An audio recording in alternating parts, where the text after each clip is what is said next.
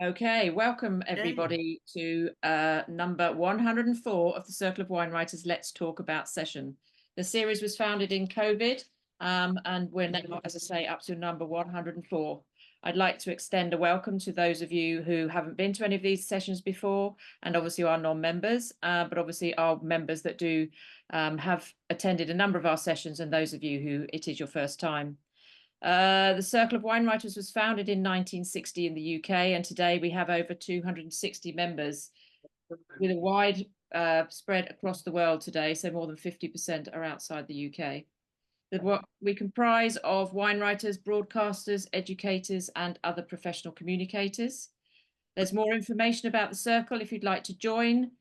Please just go to our website, or if you'd like to join our mailing list to attend these sessions, if you're not a member, then please do let us know. I know a number of you have already joined that, but if you haven't, then you are welcome. Now I'd like to hand over to Vivian Franks, the Circle's Honorary Secretary, who will introduce Richard, our speaker today. Over to you, Vivian. Thank you very much, Andrea, and good afternoon, everybody, or good morning to those of you across the pond. I am delighted to introduce Richard, who I've known for probably about 25 years, since I was in the pram, I think. He's both as a Both of member us. of the association, both of us, yeah, we were in the pram together. As a member of the Association of Wine Educators, and during many visits to Bordeaux, and also particularly Burgundy. And I am really looking forward to learning about the environmental, the social and economic sustainability issues in Burgundy that I know Richard's going to cover. And so thank you so much for joining us today, Richard, and over to you. Okay, thanks very much, Vivian, and thanks for inviting me. First things first, I am speaking from a slightly public space in 6-7 Pall Mall. So if there is a lot of background noise, I'll try and tell them to shut up. And if it's getting too intrusive, please make sure you let me know. Okay. Secondly, I'm conscious it seems a little bit strange to be talking about is Burgundy sustainable? Because we're all conscious of what's been happening to price of Burgundy over recent years.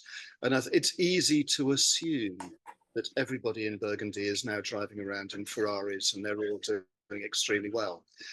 As we know, wine is never quite that simple. It's complicated. And so I'm going to touch on, I will be finishing off this presentation with discussion of the economic sustainability of Burgundy and some of the factors that are coming into play there. In terms of pricing, in terms of land values, that sort of thing. But before that, I'll talk a little bit about social sustainability as well, but a lot of this is going to be about environmental sustainability. And it's very difficult to talk about environmental sustainability without talking about the impacts of climate change. So I will be talking about that and how Burgundy is responding to some of the challenges that climate change is throwing up. As Andrea said, please, if you've got questions, do ask as we go along. If it's something I'm going to cover later, I will say so. But otherwise, I'm very happy to take questions as we go through. Taking climate change first of all, I think we confuse very often climate change with global warming.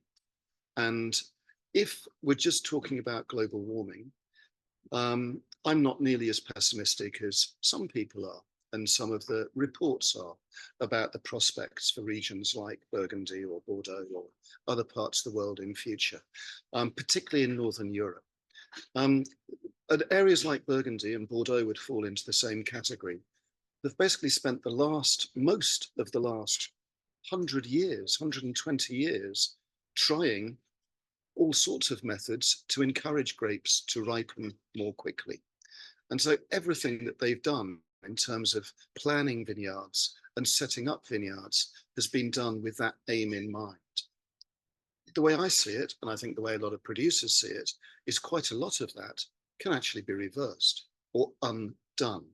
And I think that there are obvious examples of that. Grape variety mix, obviously Burgundy being monocépage, single grape varieties, it's harder to change the mix, but it's not impossible.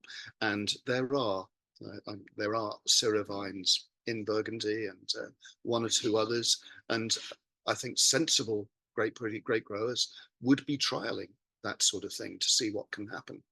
But I think the most obvious areas are things like site selection.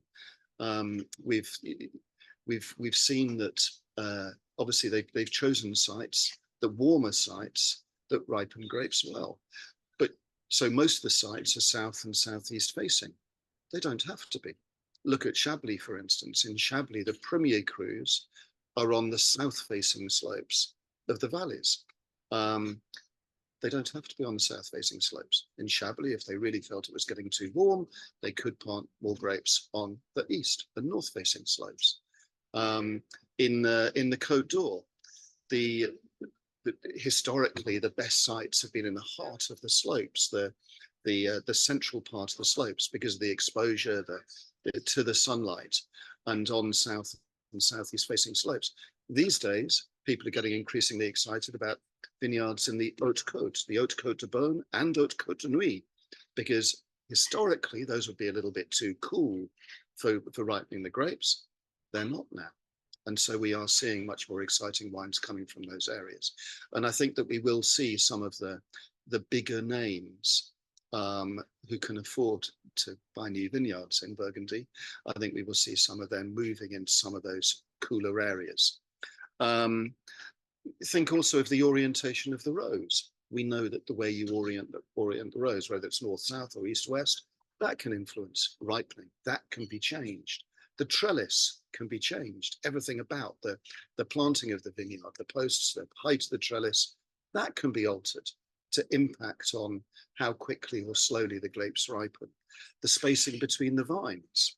Again, we've sort of we've encouraged competition between the vines. Is that necessarily the right thing to do if we're trying to slow down ripening? I think it probably is, but we will see. And then, of course, there's rootstock and clonal selection. Different rootstocks, different clones will influence the pace of ripening of the grapes. So in terms of global warming, I don't think Burgundy is particularly worried. I think that they feel that there's a lot they can do to manage their own destiny in that extent. The one potential obstacle with some of that is unfortunately regulation. Burgundy has, like any French appellation, has fairly strict rules. And if you are thinking about changing variety of mix, maybe changing the amount of vines you plant per hectare, that sort of thing, the INAO have something to say about it. So they could be slowed down in their response by existing regulations and a slow pace of change to those regulations. But the key problem they've got, as in so many parts of the world, is the extremes of climate. And I'm going to spend a few minutes just going through some of those, because that they can't control, because those extremes are random and they could happen one year but not the next. Sometimes they'll happen in sequence, sometimes they don't, and of course they happen totally unexpectedly. They might, and even if they do have warning, there are certain climatic extremes that you still can't do anything about. Frost is, severe frost being very much one of those. Talking of frost, Andrew, have you got that? Can you share your screen with that picture, which is one of the sort of more dramatic pictures. We're seeing lots of dramatic pictures of vineyards and extremes these days, wildfires, whatever it is. This was the Côte d'Or 2 or 3 years ago on a night when there was very heavy frost, and it shows all the candles out in the vineyards. That I imagine was taken probably about sort of 5:30 in the morning, because you can see a little bit of sunlight. So it's it's visually dramatic, but it shows the lengths they're going to try and prevent frost. Thanks, Andrew. Okay. In terms of preventing frost, I mean I'm conscious of 4 main methods, and frost is an increasing issue. And I think you're all aware that one of the reasons it's become more of an issue is because we're having milder winters. So bud burst in the vineyard tends to be earlier than it used to.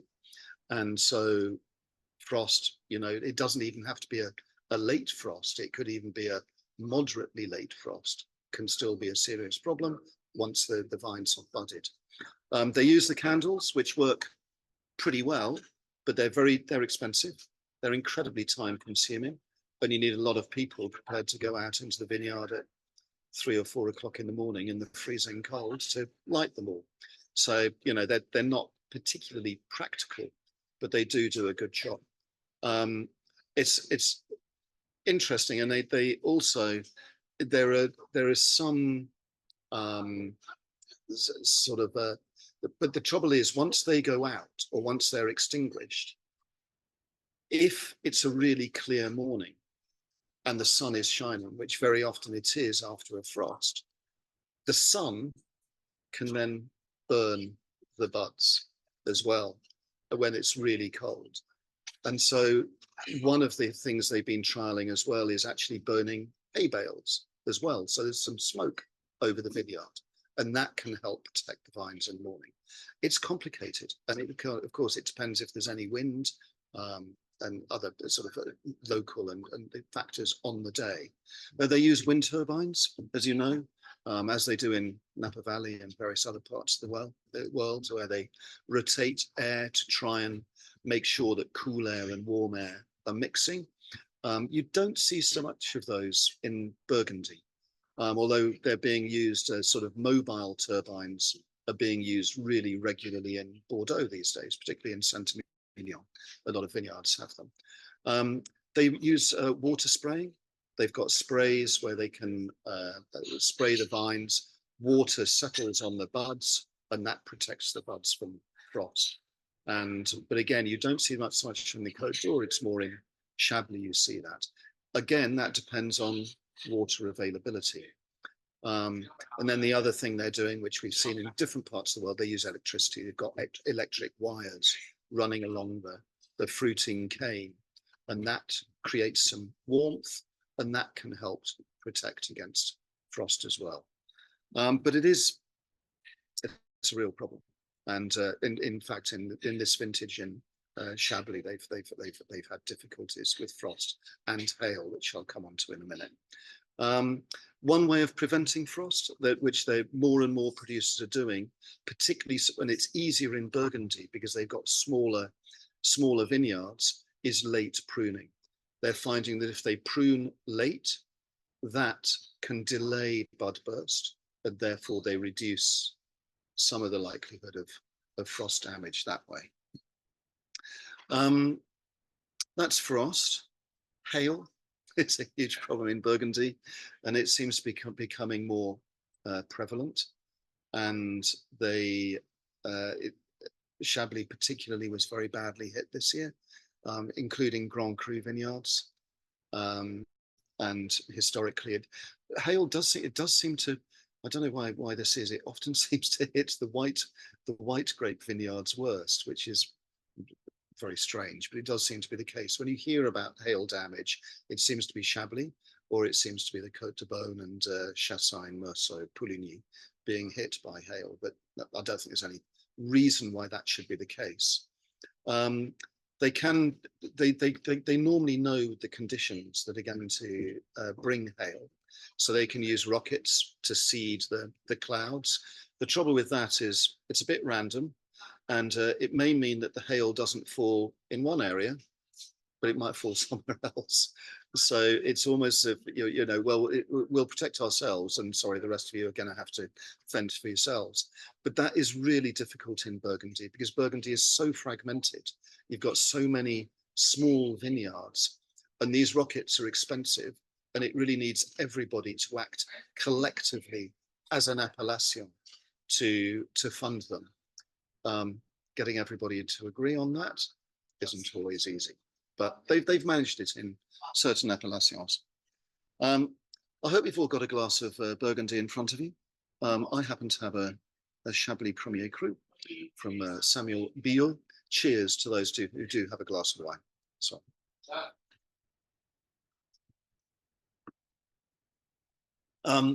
They also use nets to protect against hail, but nets they're tricky because you can imagine if you put nets up to protect against hail, then that affects other activities in the vineyard.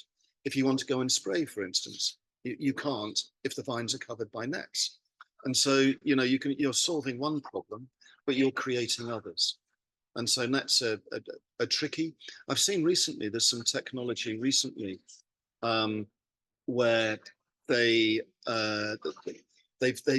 put a sort of cover over the vineyard. They roll over a cover over the vines, which I'm not sure exactly how it works. I assume you've got high poles and wires, which it's trained along, and that might protect against hail, but it's only on trial at the moment. And I've just seen Laura's question about the nets.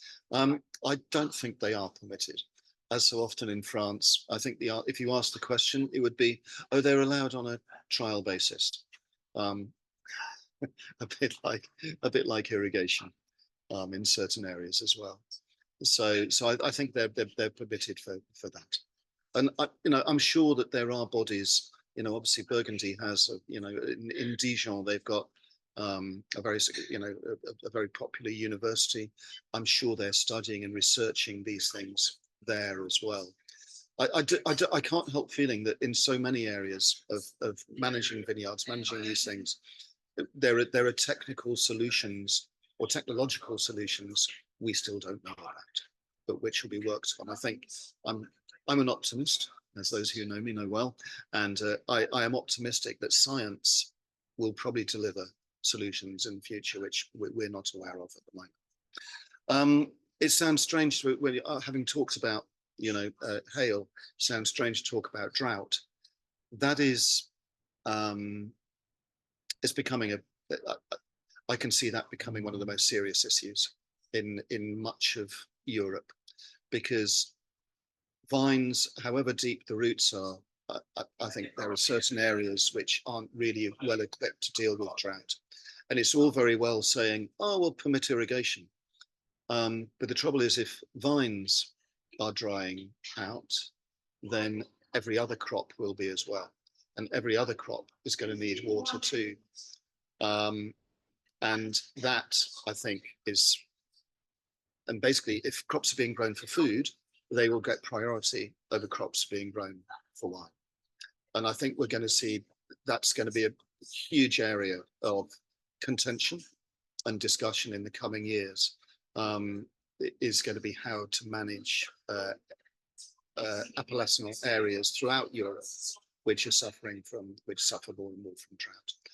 And I'm not quite sure how we're going to resolve that one. Mildew, obviously, well, I was going to come on to organics, biodynamics, conventional viticulture.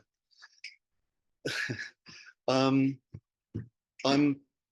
probably going to upset people here, and please challenge me on this because I know some will disagree.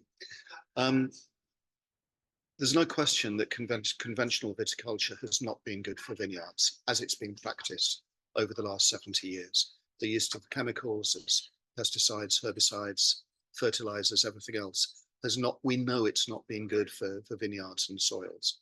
So I'm all for the fact that conventional viticulture is being challenged and that producers are in many cases turning to organic and biodynamic.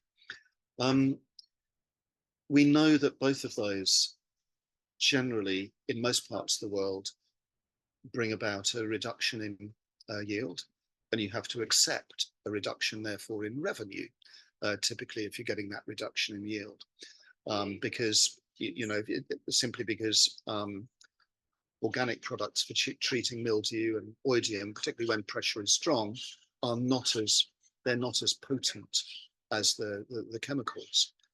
And in Burgundy, you could argue that because in theory it's a little bit wealthier than some areas, they can afford that loss of yield, and they can afford more than some other areas to be organic or biodynamic. I'm still not convinced that organics is the way ahead in Burgundy, is long-term sustainable economically in Burgundy, mainly for the soils. Well, there's two reasons. The pressure of oidium is stronger and stronger. It's been really strong again this year. Mildew pressure has been really, really strong this year. And that means that even if you're organic, you still have to be going out into the vineyard with your tractor spraying on a regular basis. We know it was extremely wet in April and May. It was the same in Burgundy as it was in the UK. So they had to keep going out. And and you're also spraying with copper, a copper-based solution. We know that copper is not good for soil; it's toxic to soils. So one, you're spending you're spending money on petrol, and you're using petrol, which is bad for the environment. And secondly, you're using more and more copper, which is toxic for the soil. I mean, I just wonder whether organics is the most sustainable solution for areas like Burgundy. I would say exactly the same. I would say the same for Champagne as well. But I do understand why producers are trying to be organic. As far as the public are concerned, the only environmental message about wine that the public understand is organic. They don't, I don't think there's any other certification or anything else that suggests sustainability that the public recognize. So the word organic is strong, mainly because it is so widely used in other product categories as well. But it's look, I don't spend enough time in vineyards at this time of year, but it seems to me that areas like much of Spain, southern Italy, southern France are much better suited to organic viticulture, where it's drier, it's warmer, it's less humid than it is in Burgundy, Bordeaux, or Champagne.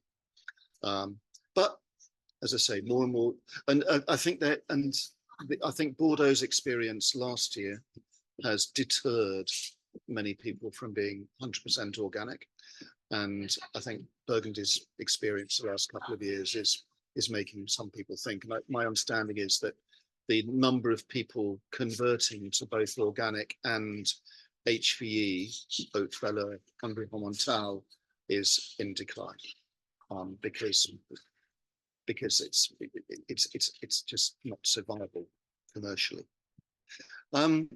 Just staying on vineyards for the last bit there, I think that those of you who've been to European wine regions over the last just 5 years, you must have noticed what I've noticed, that the vineyards just look different. It's 20 years ago, you looked at the vineyards when they were using far more herbicides than they do today, and the vineyards were flat. They were going out in tractors all the time. They were using herbicides. At this time of year, the grass was brown and all the rest of it. Okay, so in those days they were still using herbicides, and then sort of 5 to 10 years ago, they were ploughing the soil, because the received thinking at the time was that if you plough the soil, then it aerates the soil, it's better for the vine, water's more likely to get down to the deeper roots of the vine rather than just sitting on the top, which it did with really compacted soils. And so they were all, you had all the ploughs in the vineyards, you had all the horses in the vineyards, and they were working the soils. Now you go into the vineyards, and it's the same in Bordeaux as in Burgundy. And actually now they've all got cover crops, or far more of the vineyards have cover crops. The look of the vineyards in the growing season has changed dramatically, in my view, which I see as very healthy, because if you're growing cover crops, that means you're probably acting regeneratively. Even if you're not knowingly espousing regenerative viticulture, I think that is effectively what they're doing, because cover crops, the two of the key tenets of regenerative viticulture are not using chemicals and minimizing the use of chemicals, particularly herbicides, and also using cover crops. So, and I see that as certainly from my point of view, from an environmental point of view, environmental sustainability point of view, of all the different options available at the moment, regenerative looks to me the most viable and the most sustainable for areas like Burgundy. But look, we will see. And I'm always slightly wary of saying this sort of thing because I know that the French don't like being preached to by the British, and I hope I don't come across as coming across like that. I hope I don't come across like that. I'm not preaching. They know they'd work much better than I do.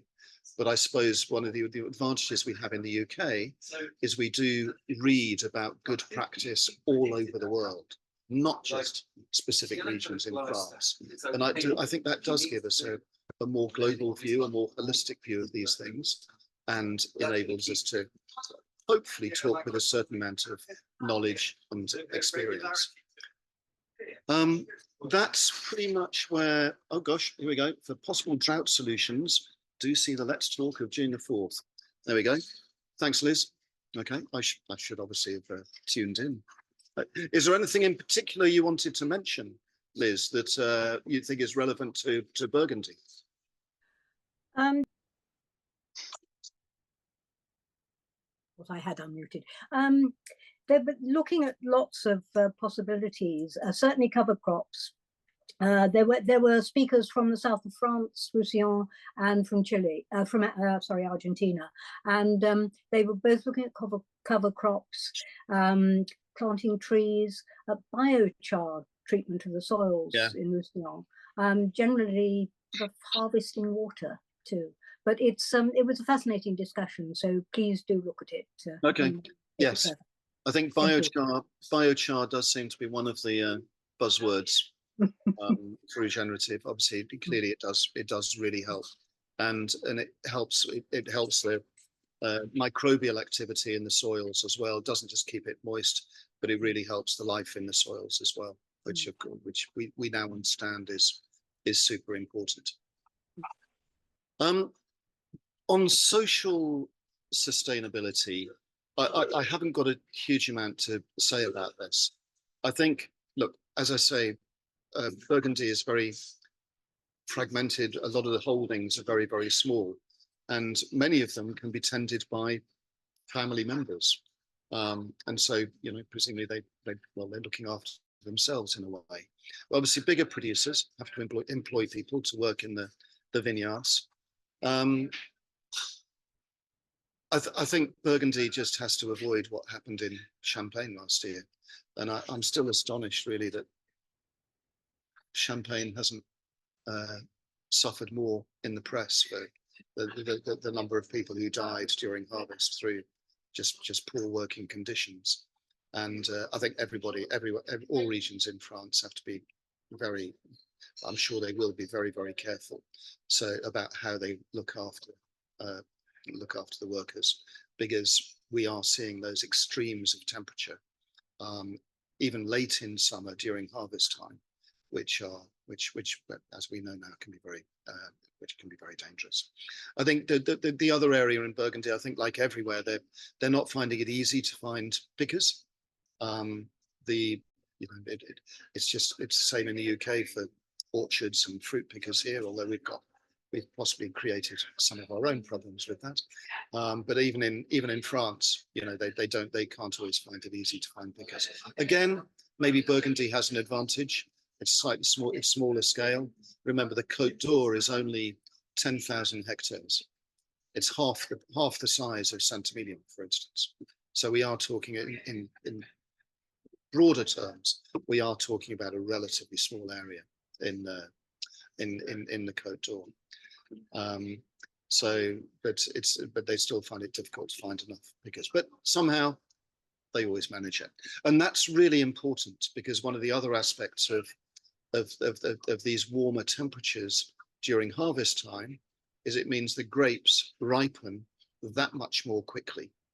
And it is, I think this is one of the biggest changes in our understanding of how to produce the best wine in the last 25 years, is the importance of picking date, choosing the right picking date to get the best out of your grapes. And in an area like Courton-Charlemagne, for instance, which is a very exposed, very warm site, the grapes can take on a third of a percent of potential alcohol a day when it's warm. So, you know, if you pick just 4 days later than you'd like to, you might end up producing a wine that just simply doesn't have the balance that you're after. So that's one of the problems if you haven't got enough pickers. You can't pick everything at the ideal moment. Brits asked, what's the discussion of machine harvest? They do use machines, obviously, and as far as I know, even in Grand Crus, machines are permitted, but except in Chablis Grand Cru, machine harvesting is permitted. But I think it is in Grand Cru in the Côte d'Or. But I don't think you'd see it. I think everything would be picked by hand there. Mainly because for machines, in Grand Crus and Premier Crus, you'll know that very often a producer only owns 3 or 4 rows of vines in a row, and then it's another producer. And so there's no point taking a machine into a vineyard just for 3 or 4 rows of vines.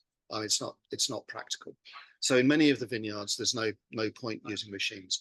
I think in the bigger vineyards in the Mâconnais, that area, Beaujolais, and certainly in Chablis, there is quite a lot of machine picking. It's a problem for, obviously it has an impact on how you're going to make the wine, because if you're machine picking, you don't get the stems.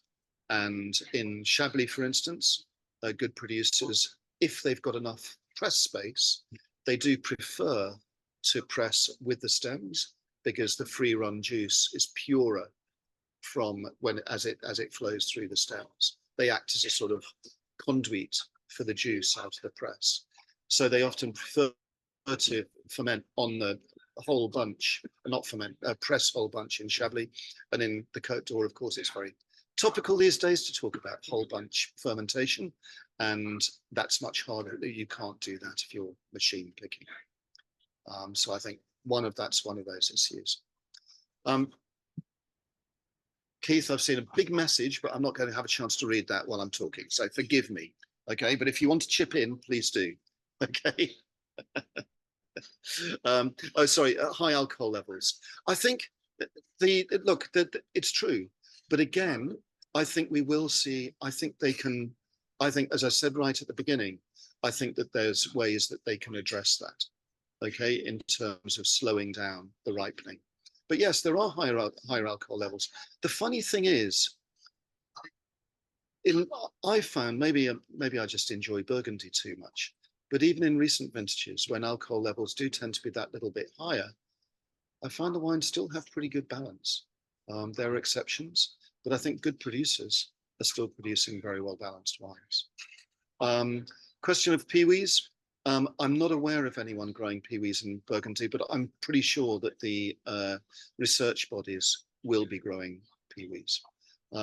As I say, it is a bit harder for Burgundy, because they are single varietal wines, nearly always. It's much easier to consider peewees in areas where they could be added into a blend, for instance. So I think it's harder for Burgundy, but I'm sure that there is research going on. I wanted to talk about economic sustainability as well. And there's loads of things that come into play here. And I wish I had more data on this, and I apologize. This is why I haven't got a PowerPoint, because I feel PowerPoint's more useful if you've got graphs and data, which I don't have.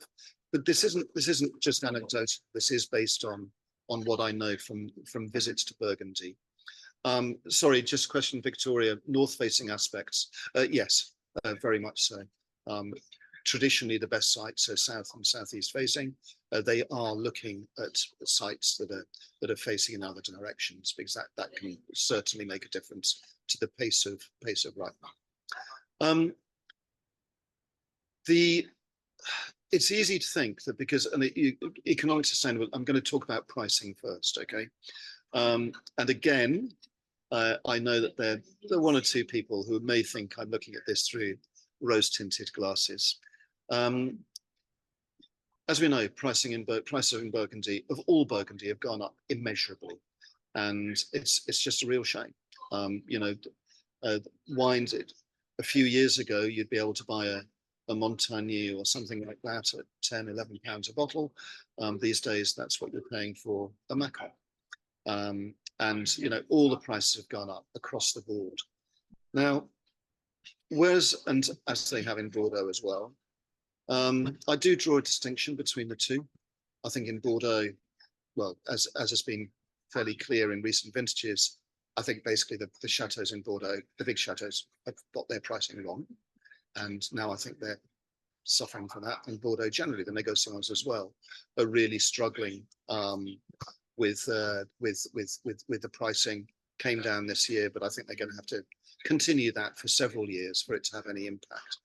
Burgundy is quite different, I think. Burgundy prices have gone up, but it's not because everybody is thinking, oh, I've got to be more expensive than my neighbor, or I've got to be the same price as my neighbor. In Burgundy, they genuinely have, in several vintages, not the last two, fortunately, but in several vintages, yields have been down 30 to 50%. And that means effectively, if they kept prices the same, their revenue would be down 30 to 50%.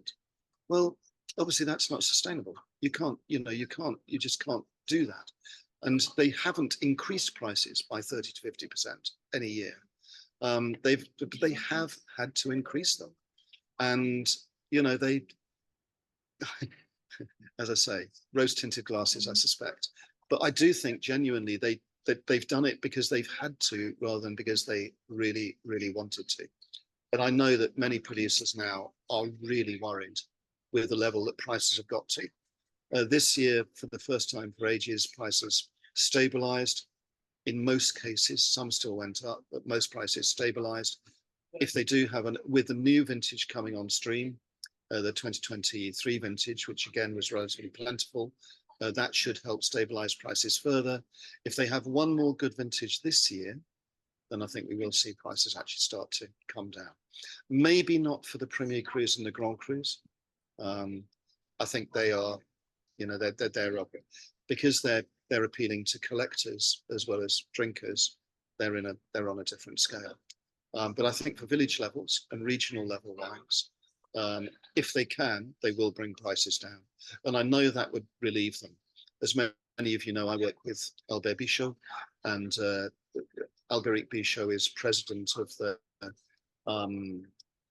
the Syndicat of Négociants in Burgundy at the moment. And he's gone on record as saying he is really worried about pricing. Because the trouble is it does slow down sales, whether you like it or not. And, in some ways you might say, well, that's not a bad thing for Burgundy because it was too popular, but they don't really want sales to slow down. And the trouble is, if you do slow down sales and you allow other wines in to replace those wines that are being delisted because they're too expensive, well, you might not get that listing back again. And so it's dangerous. And I know Alberic is really worried about pricing. And I think, as I say, particularly wines like Chablis, Mâconnais wines, and the village level wines from the Côte d'Or and Côte Chalonnaise, they would really hope that we're going to see some of those prices soften over the next year or two. So that's my view on the pricing there. Hopefully, they can just do with another good vintage, really, in terms of volume. That would really help. They're also, they've got also other impacts on pricing. They're having to pay for insurance. Many producers these days are insuring against hail, frost, really extreme weather. There's obviously an expense attached to that. And that's true in Bordeaux as well. They're having to insure. And the insurance premiums are going up because every year we are seeing more of these extreme conditions. I think many Burgundy producers are spreading their risk. It's very difficult to buy vineyard in Burgundy because it's so expensive, but you can buy vineyard in other parts of the world. And so as you know, Louis Latour started it off when they bought vineyards in the Ardèche. Other Burgundy producers have vineyards in Limoux, some in Oregon, one or two in Australia. They are, how can you put it? They're spreading the risk by making wines in other parts of the world as well. And that, if in terms of, you know, sort of, yes, managing the risk and building a sustainable business, that seems to make sense to me. You'd be really unlucky if, you know, you were hit by really catastrophic climatic conditions in vineyards in different parts of France, different parts of the world. Some producers are, it's really good to see the growth in Crémant, the sparkling wine from Burgundy, Crémant de Bourgogne. That seems to be doing very well. It seems to be doing well in the UK. As far as I know, sales of that are increasing in France as well. And Crémant it's not a cheap wine to make, because obviously it's traditional method, and that means keeping the wine for 2 or 3 years before you can actually put it on the market. But the good thing about Crémant is that you can use grapes from anywhere in Burgundy, including the Mâconnais. And that means that you've got whatever the vintage, assuming there are some parts of Burgundy that aren't badly hit by frost or hail, you can still source grapes for Crémant. And because it's often a non-vintage product, you can spread out the risk between vintages as well by blending different vintages. So, and sparkling wines do seem to command a certain price premium. So I think adding Crémant to the range, if you can, particularly for négociants, makes perfect sense. That's logical to me. And we know that in many parts of the world, sparkling wine sales are on the increase. I also think another area where we will see, this isn't necessarily what we want to hear, the drinkers, but I think where Burgundy producers will be able to earn a bit more money, is we've seen recently, the last couple of years, in Puy-Fuissé, they've brought out, I think there are 20, actually I think it's about 12 Premier Crus in Puy-Fuissé. Basically that enables them to charge more for those wines. And so a certain percentage of the Puy-Fuissé production, they will earn more money for than they did before. And there may be slightly different rules in terms of maximum yield, but I think they'd still be able to, they'd still expect that to be more profitable, selling the wines as Premier Cru rather than village level. They're talking about Premier Crus in Beaujolais as well, in Cru Beaujolais too. And I'm fairly sure, I think that work is fairly well advanced in some of the crus. And I'm sure that we will see Premier Crus come out there before too long as well. And that is relevant for Burgundy, for Burgundy producers, because some of them already have vineyards in Burgundy, particularly in Moulin-à-Vent. There are several producer vineyards in Moulin-à-Vent, and I think we'll see more Burgundy producers moving into Beaujolais in the coming years. Vineyards are just much less expensive than they are in the Côte d'Or. Interest rates are a problem. Sorry, I should have gone through these in terms of pros and cons probably, but interest rates obviously are a problem because they're higher than historically they have been. So that's another cost that the producers are having to contend with. And of course, in France, they've got the same issues that we have in the UK with increased energy costs, transport costs, bottle costs, absolutely everything is more expensive than it was a couple of years ago. Finally, well, I mean, I've touched on this in a way, like land values, you know, in some ways that holds them back a little bit because it's so expensive to buy land. So it's quite difficult to, you know, if you take the English wine industry, I think one of the ways the English wine industry will develop is by there being more consolidation, and that will bring about more economies of scale, and that makes the business more viable and will probably lead to prices stabilizing, even if not going down. But in Burgundy, that's quite difficult because the land is so expensive, hardly ever comes up for sale.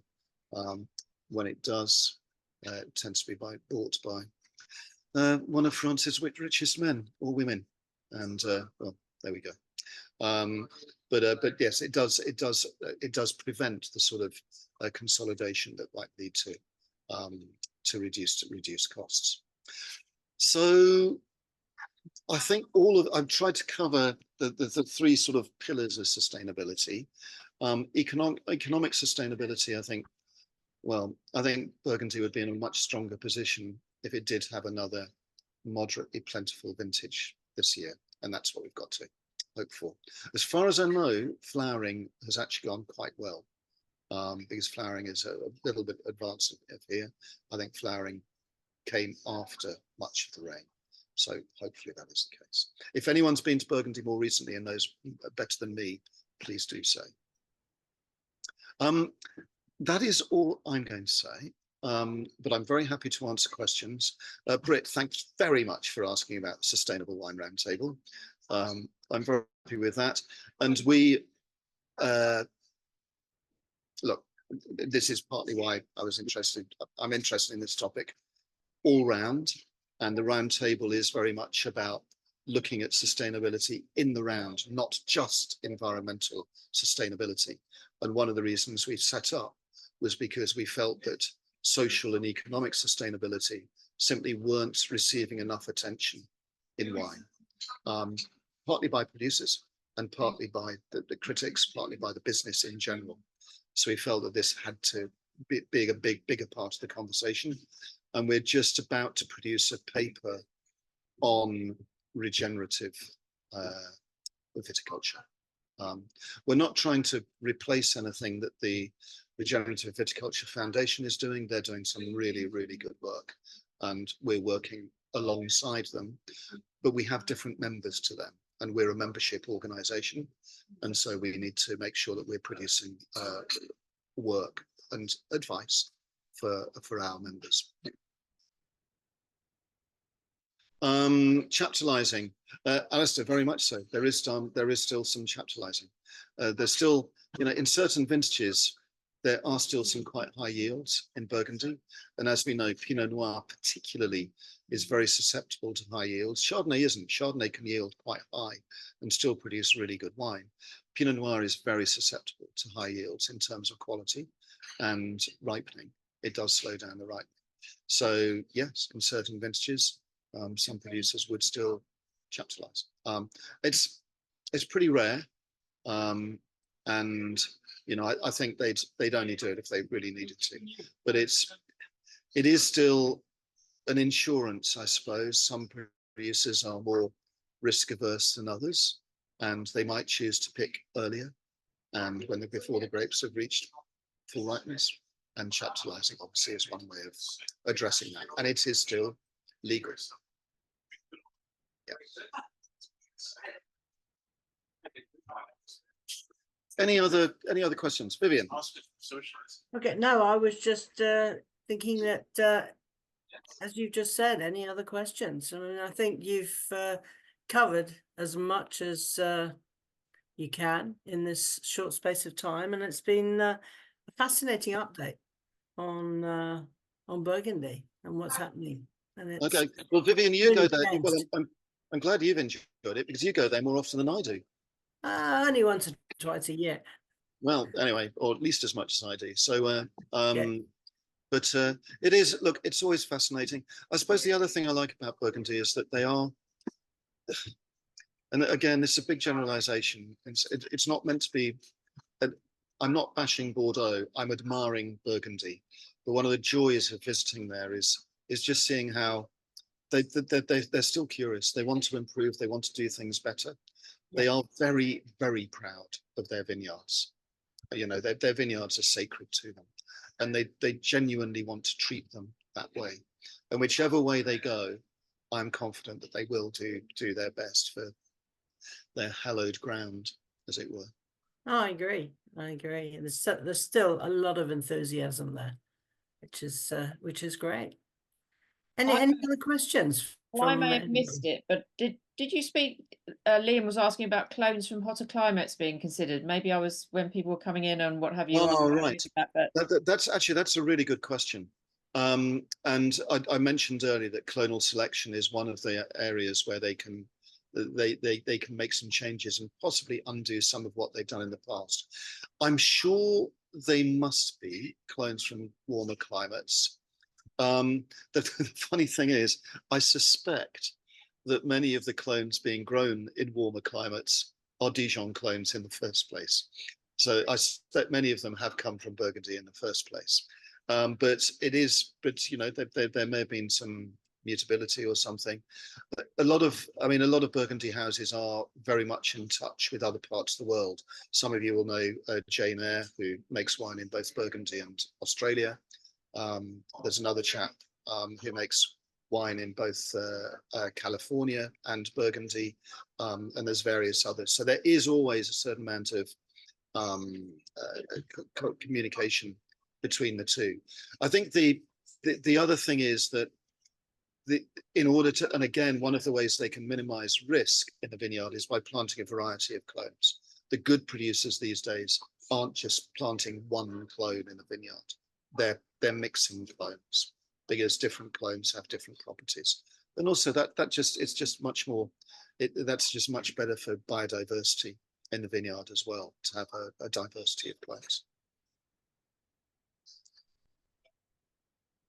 Sorry, Becky Sue's asking Steve? about trees and diverse plantings. I think we missed her question earlier on. Yeah. I mean, I'm seeing that more in Bordeaux than I am in Burgundy. And I must say, some of the people I've spoken to about this find it slightly ridiculous. They think it's going to lead to more problems than it solves, having fruit trees in the middle of the vines. They just think that the root systems, well, they just don't quite see how it's going to work. So it'll be intriguing to see whether they're still doing that in 10 years' time. I think the ones that the people who are doing that I admire are the ones who plant orchards or something beside the vineyards, who are planting hedges, who are planting orchards. That's quite difficult to do in Burgundy. The vineyard land is so valuable for vines. There would be a reluctance, I'm sure, to use some of that valuable land for other plants, even if it led to more biodiversity. The place I've been recently where I really liked the way the vineyards looked was in Austria. That in Austria, quite often you have orchards and vineyards side by side, and then you might have a field of corn or something like that. It's the most, for me, it's the most, it's the closest, the air. Austria was the country that seemed to have more polyculture. Being Austrian, very ordered polyculture, but still polyculture. I really like the way that they did it. Stephen has said there's much more to do with canopy management and trying different clones. I couldn't agree more, and that's why I talked earlier about the trellis, about all sorts of things. There's much more that one can do, but clones are just one. They're one potential tool, I suppose. Liz, are there regions that in future will give Burgundy a run for its money? Well, I mean, I visited Danbury Ridge about a month ago, and I mean, I've drunk the Danbury Ridge quite a lot. It's unbelievable. The quality is simply astonishing. And I was amazed at the scale of the operation as well. Those of you who don't know Danbury Ridge, it's in the Crouch Valley in Essex. They've got vineyards elsewhere as well, and they're expanding. And I was amazed at the scale. They're producing quite a lot of wine. And the quality of both Chardonnay and Pinot is, without question, world class. And it's not just Danbury. Even our biggest producer, Chapel Down. I mean, their kit's Coty Chardonnay is pretty classy kit. So no, there's some really top class wine being made in England, but also, you know, those of us who were lucky enough to be into Australia or California or other parts of the world recently, we know that there's good Pinot and Chardonnay being produced in many places, even Argentina. But those you will know the Catena, White Stones and White Bones, Chardonnay, just really classy things. So, but I think Burgundy still, unlike Bordeaux maybe, I think Burgundy still has retained our affection, even though prices have risen. And I think that's very, very important. I think somehow we look more kindly on Burgundy. So hopefully we will still continue to buy it. But bit of competition, why not? Umbria has the same kind of polyculture. Thank you, Ella. I've never been there. I must go at some point.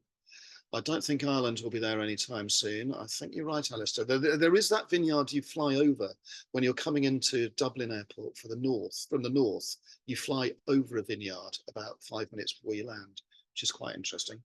It's not in the Crouch Valley. Sorry, Stephen. Okay, yes, sorry. Thank you. Have you got anything constructive and positive to say, Stephen? Much nearer to Chelmsford. I know. Okay. Yeah, I have actually. Go on then, Stephen. Well, I grew up in Chelmsford, so I know the area very, very well. And it's some way away from the Crouch. It's right on the top of a hill, to be honest. I can see Danbury Church out of my bedroom window, and it's well away from the Crouch Valley, but Well, it's in that general direction. It's in that direction. Okay. It is nearer Chelmsford than anywhere I else. should have said that some of the grapes come from Crouch Valley. Oh, I don't think so. I think they make only estate grown fruit. I could be wrong there. No. Yes, but they've got vineyards in the Crouch Valley as well. If you say so. They're not as far as I know. Oh, really? Oh, And I have got all their. John and various other people. Liam gave me all the details, so I'm pretty sure I'm correct in that. They may take fruit, but they don't own vineyards in the Crouch Valley. Okay. There's a really helpful. So Victoria has come in on this. Wow, there's good knowledge. Fantastic. Okay, thank you. Yeah, who's done that? Victoria Daskell. Thank you, Victoria. Copy paste this. The wider Crouch Valley. Well, if you extend the valley, it's about 50 miles north. Yeah, you're right. Anyway, yeah, the quality is in the glass, isn't it? We shouldn't worry about accuracy of statistics. Nobody else in the world does. No, but yeah, okay. The vineyard, Richard, that you fly over going into Dublin is Luscow, and the wines that I have tasted are pretty terrible, I have to say. For some reason, he decided to plant Cabernet and Merlot, and it just doesn't. It's I like think that's because they're mainly under tunnels, isn't it? As David Llewellyn. That's a big ask. Yeah, but even then, they're the ones I tasted anyway are not good and well overpriced. It reminds me of the chap in Scotland who's got a vineyard, and he was asked what he makes of his own wine, and he replied, "Oh, you don't think I drink the stuff, do you?" Anyway, thank you so much, Richard. That has been really enlightening and really refreshing to hear.